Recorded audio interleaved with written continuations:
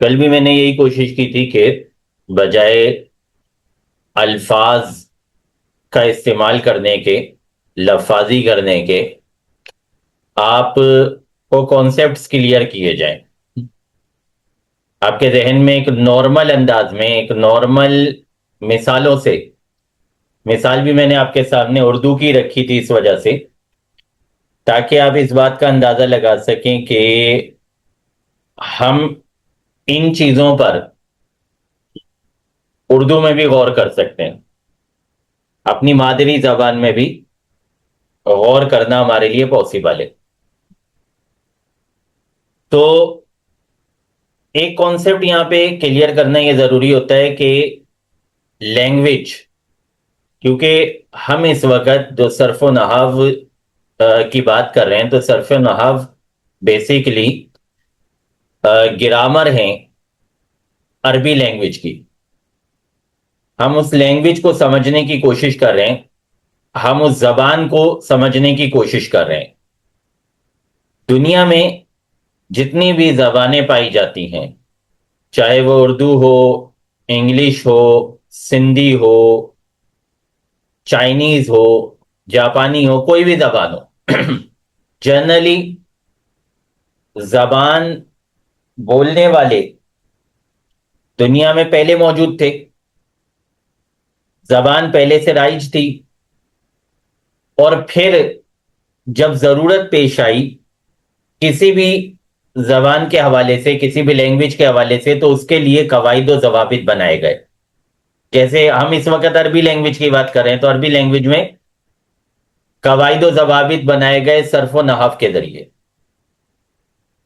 ایسی کوئی زبان میرے علم میں نہیں ہے، اور شاید ہے بھی نہیں، کہ جس کے پہلے قواعد و ضوابط بنائے گئے ہوں، پہلے اصول و ضوابط بنائے گئے ہوں، اور اس کے بعد اس کو دنیا میں رائج کیا گیا ہو۔ ہاں، کچھ ایسی زبانیں، یا یوں کہہ لیں کہ کچھ ایسی اصطلاحات رکھی گئی ہیں دنیا میں، مختلف اداروں میں، مختلف جگہوں میں، جن کے پہلے ضوابط طے کیے جاتے ہیں، لیکن وہ پھر بہت لیمیٹڈ افراد تک محدود رہتی ہیں۔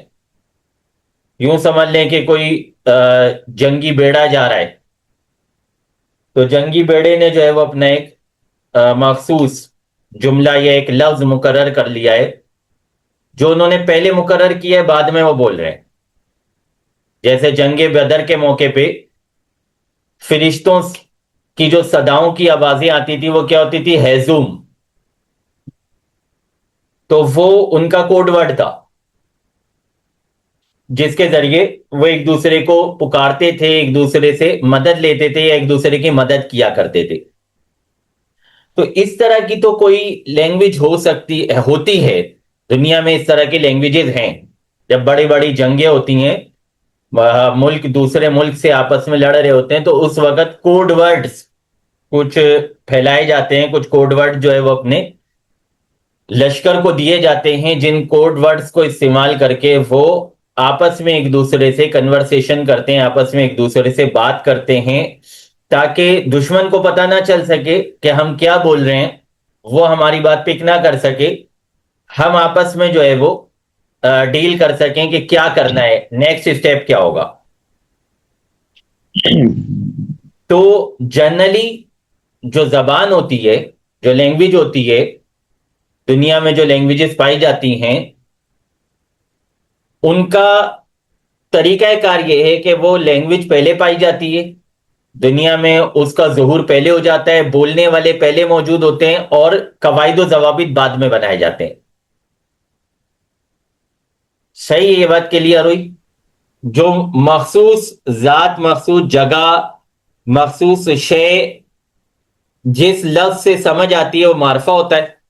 یہ تو اردو میں بھی، مطلب اردو انگلش میں بھی آپ کو معلوم ہی ہوگا، نہ کوئی مشکل بات نہیں ہے۔ اچھا، ایک ہوتا ہے مذکر مؤنث۔ مذکر مؤنث یہ بھی آسان سی چیز ہے، اردو میں بھی آپ اس کانسیپٹ کو سمجھتے ہوں گے کہ مذکر کیا ہوتا ہے، مؤنث کیا ہوتا ہے۔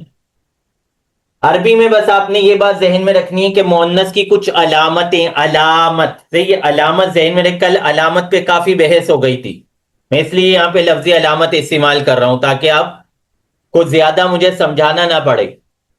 علامت، اس کی کچھ علامتیں ہیں عربی میں مؤنث کی۔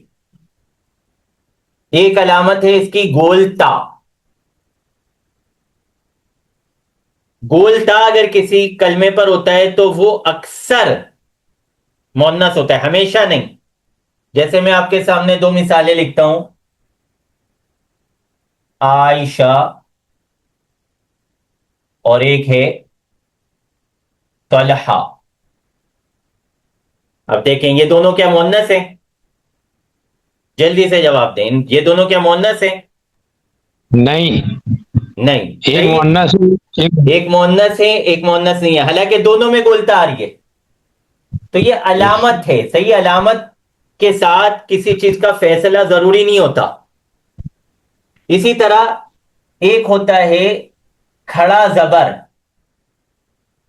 یہ بھی مؤنث کی علامت ہوتا ہے، جیسے کسوا،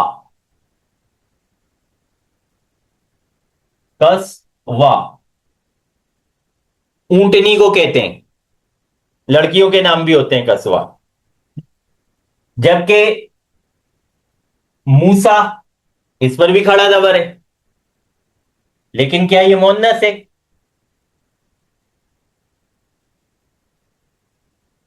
کیا یہ موسا مؤنث ہے؟ نہیں، صحیح ہے، یہ مؤنث نہیں ہے۔ تو یہ علامت ہے، علامت کے بعد ایک چیز ہو جائے لازمی ہو ایسا نہیں ہوتا۔ اسی طرح ایک علامت ہے الف ممدودہ، اس طرح کا، جیسے ہمراؤ، یہ مؤنث ہے ہمراؤ، لیکن ضروری نہیں ہوتا کہ جہاں بھی الف ممدودہ آئے گا وہ مؤنث ہی ہوگا، جیسا کہ شعراء، یہاں بھی الف ممدودہ ہے لیکن یہ مؤنث نہیں ہے۔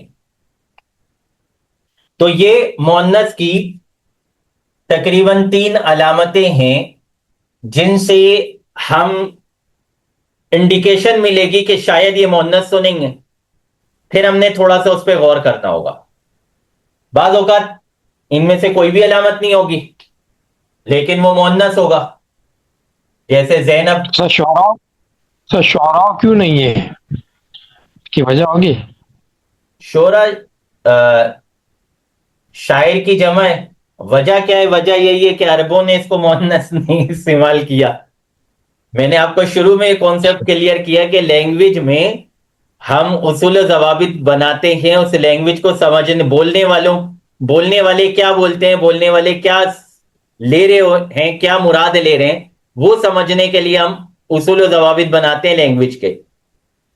تو لینگویج اصول و ضوابط پہ نہیں چلتی، جو اہل زبان ہوتے ہیں جن کی وہ مادری زبان ہوتی ہے، اہل لغت ہوتے ہیں، وہ اصول و ضوابط کے پابند نہیں ہوتے۔ ہم اصول و ضوابط کو لے رہے ہوتے ہیں اس لینگویج کو سمجھنے کے لیے۔ تو اب جیسے یہ زینب ہے، یہ مؤنث ہے، کیوں مؤنث ہے؟ کیونکہ عرب اس کو مؤنث استعمال کرتے ہیں، سمپل سی وجہ ہے، نہ اس میں یہ علامت ہے، نہ یہ علامت ہے، نہ یہ علامت ہے، لیکن وہ اس کو مؤنث استعمال کرتے ہیں تو یہ مؤنث ہے۔ صحیح ہے؟ تو بیسک تو ہمیشہ یہی رہے گی، اصل اصول یہی ہے کہ وہ کیا کرتے ہیں، وہ اس کا کیا مطلب لیتے ہیں، وہ اس کی کیا مراد لیتے ہیں، وہ اس جملے کو کیسے استعمال کرتے ہیں، وہ ان الفاظ کو، بیسک تو یہی رہے گی ہمیشہ۔